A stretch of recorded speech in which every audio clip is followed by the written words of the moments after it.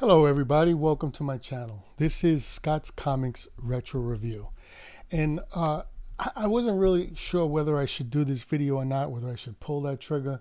And generally when you're not sure you should do it, then you really shouldn't do it. But Dan DiDio is no longer with DC, so he's no longer the co-publisher. So I can go ahead and pull the trigger on this one, I guess.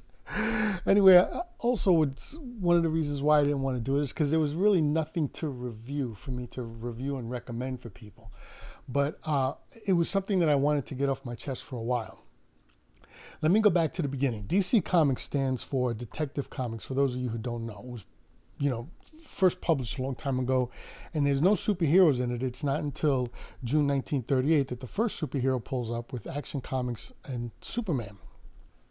And in Detective Comics, Batman doesn't even show up until issue number 27 in March of '39. And the DC logo first appears on Detective Comics, where the first Robin showed up. I don't know, I'm sorry, I don't know if this is when it first appeared, but this is the earliest that I found it on Detective Comics. But the whole company carried the DC bullet saying DC Comics on it. Even Superman Comics had the Detective Comics on it.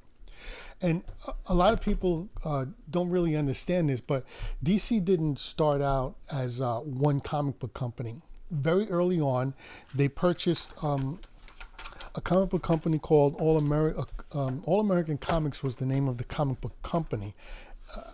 And it had All-Star Comics in it as well. And I don't have any earlier issues that don't show the DC Bullet, but they already had the DC Bullet on as of number 16 and as of number 8. In either case, you can also see this, because Superman was king. It said a Superman publication, even though it was DC Comics, which was their first comic company.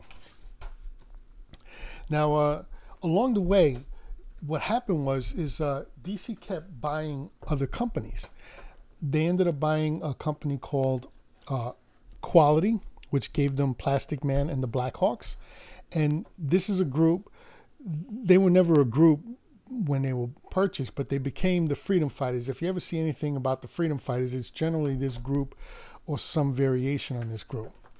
They also purchased a company called Fawcett. And with Fawcett, they got Bullet Man and Bullet Girl, Ibis the Invincible, Mr. Scarlet and Pinky the Spy Smasher. But even more important than that, they got Superman's number one enemy, Captain Marvel. And there's Ms.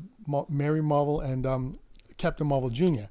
And at one point, the reason why I say his number one enemy is because at one point, Captain Marvel was outselling Superman. Anyway, DC themselves were eventually purchased by the time of this issue.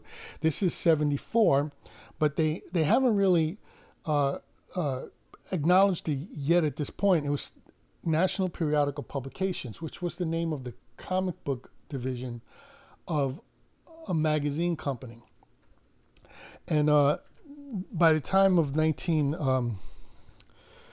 by the time this issue came out, it was 1978. Again, at this point, they were already purchased, but they started calling themselves DC Comics. Now, who were they purchased by? Sorry, I don't have a whole lot of issues in between here, in between these two. But they were purchased by Warner Brothers. Now, in this day and age, a lot of people have a tendency to think that Warner Brothers bought DC because they wanted the DC Comics properties, which is not true. What happened was there was a series of mergers in the early 70s, and it ended up with a $12 million merger deal, which at the time was a lot of money. And Warner Brothers took notice of that. All of Wall Street took notice, but Warner Brothers took notice of it and bought that company. They had no idea they had purchased DC Comics.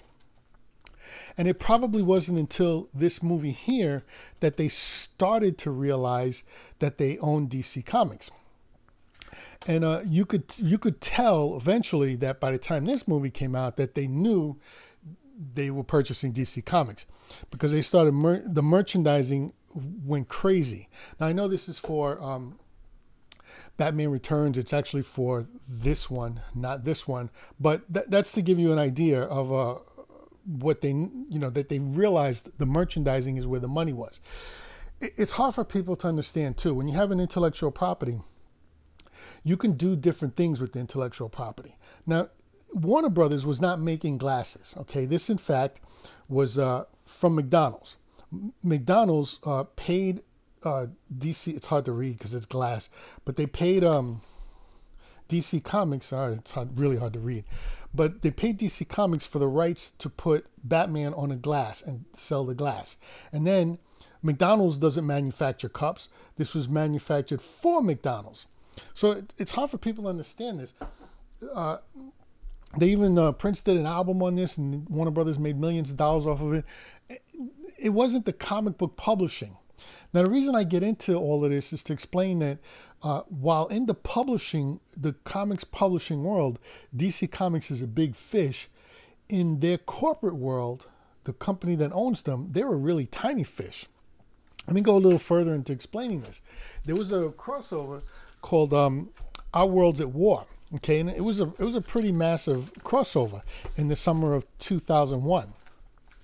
And through the whole thing, they kept showing us scenes like this where people think Wonder Woman's going to die, and they kept telling us Wonder Woman was going to die. However, it wasn't Wonder Woman; it was Aquaman who was going to die. The problem is that we found all this out before the series ended. We also found out that Aquaman was coming back before the series ended, and the reason for that is because Warner Brothers, or a division of DC Entertainment, DC Comics, had licensed out the property of the Justice League for a video game. And the video game wanted Aquaman alive. They were like, don't kill Aquaman, we just licensed him out. Anyway, DC's history gets a little complicated because when the Silver Age started, you had the Flash of Two Worlds, where this Flash, Barry Allen Flash, started off the Silver Age. And in that first issue, he's sitting there saying that Jay Garrick Flash was a comic book character that he used to read when he was a kid. Anyway, at some point, they decided to have the two of them meet, and it was called the Flash of Two Worlds. And the crossovers were so popular that DC started doing more of them. And the Justice League got in on it. And this one was called Crisis on Earth 1, and the second one was called Crisis on Earth 2. Well, it turns out that it sold so much that it became very popular. And they started doing Crisis on Earth 3, all kinds of things. The continuity started getting very confusing. And along the way, they decided they were going to clean it up. In 1986, they came out on Crisis on Infinite Earths. And in Crisis on Infinite Earths, they explained to you that in the beginning, there was one, and then something happened and split everything up into several different multiverses. And then you go through the whole series, and you end up with, towards the end there, it's just one Earth.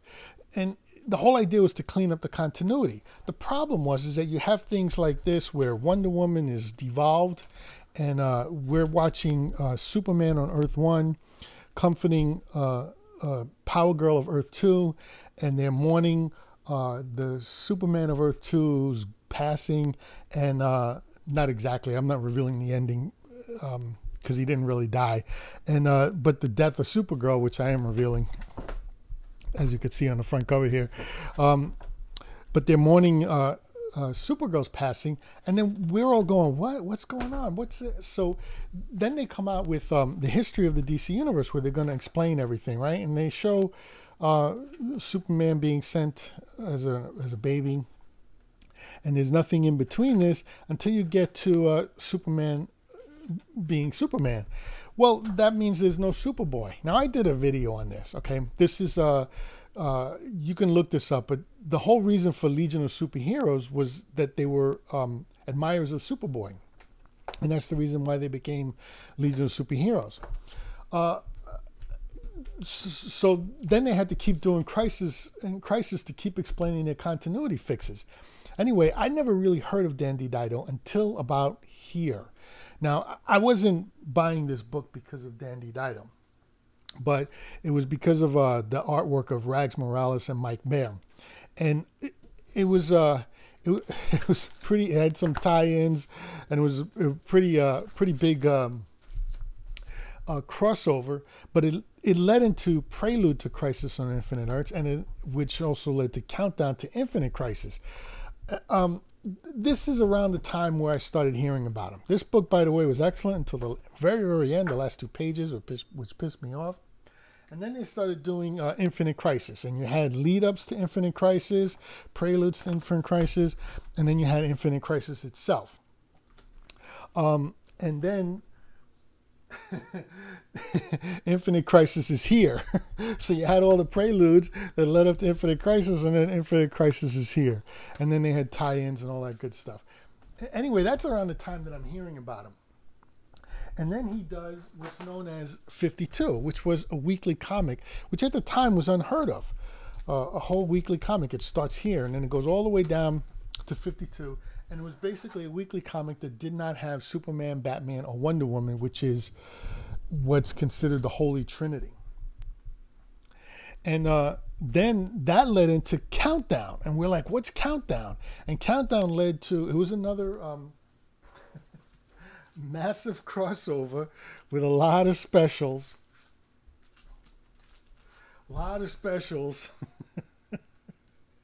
And that led into Crisis, Final Crisis, which that's where I really got disappointed in Mike DiDio. And the only good thing that came out of it is Jeff John's Legion series. Anyway, after that, I started to realize that Dan DiDio is very obsessed on 52, because then he comes out with the new 52, in which he's got all these characters, everything starting from number 1 again. And he's got something like Superman in a t-shirt. The sales, because they were number 1s, the sales went through the roof, but then they fell down to before levels of where the sales were. So in other words, the sales were here, right? And then the 52 comes, they shoot up, and then they shoot down below where the sales were before. Oh boy. So anyway, it didn't last very long when they went ahead and redid it. Unfortunately, I don't have my Rebirth issue, but Jeff Johns kind of brought everything back with the new 52. He did Rebirth, which ended up fixing everything. Now, here's where I start getting pissed at Dan DiDio, okay? All of a sudden, I'm hearing things like he doesn't want to have an idea that's already been done to do it again. And he does this. This is like a gothic romance, Deadman. He didn't do it, but he approves it as editor, right? And in this story, Deadman is stuck in a house. He goes into a house, he's stuck there, and he can't get out, okay? Well, in 2019, last year, he does this, which is a Halloween special, and then in it you have a ghost story. And in the ghost story, what happens is you have, there's a ghost going on, and they go through the story, and it turns out it's Deadman stuck in a house. It's like, come on, dude, either you're going to approve him or you're not going to approve him. And then he does this, which is, these are facsimiles, they're reprints of old books. And he says he doesn't know what to do because these are outselling these. Well, why don't you do more like these then? I mean, it's like a no-brainer to me. Never mind this new 52 stuff, right? Just do more stuff like this, if that's what's selling. Anyways, I'm a firm believer of lead, follow, or get out of the way. And in his case, he wasn't leading because he didn't know what to do. He wasn't following because he's at the head. And he wasn't getting out of the way. He wasn't letting people, he wasn't approving ideas that had been done before. Anyway, he comes along and he's going to do another Crisis. Sorry about that. And in that other Crisis, sorry about that. In that other Crisis, what he's going to do is he's going to do what's known as 5G, which is 5 generations. So in other words, Superman was 5 generations ago, and at the end of this Crisis, you're going to have the new Superman, which would actually be his son. And Bruce Wayne would no longer be Batman, but this guy from the new 52 is going to be the new Batman. The new 52 is a failure, so why would you do that? But what he's doing, too, is he's aging all of the old superheroes. Well, guess what, mister? I won't approve an idea that's never been done before. It's been done before. John Byrne did this in the Elseworlds, where he had the first series was the Superman Batman aging. The second series had the rest of the DC universe aging. And then he went to the third series where he was going way into the future, 20th century, 21st century, 22nd century. I don't need to keep reading it. You get the idea. And guess what? Mr. Dan DiDio knew about it because he was editor over here. See that? Dan DiDio, VP editorial right there. So it's not like he didn't know about it. Anyway, I want to thank you for listening to the video. I got to go real quick. Please like, subscribe, and share. Have a great day.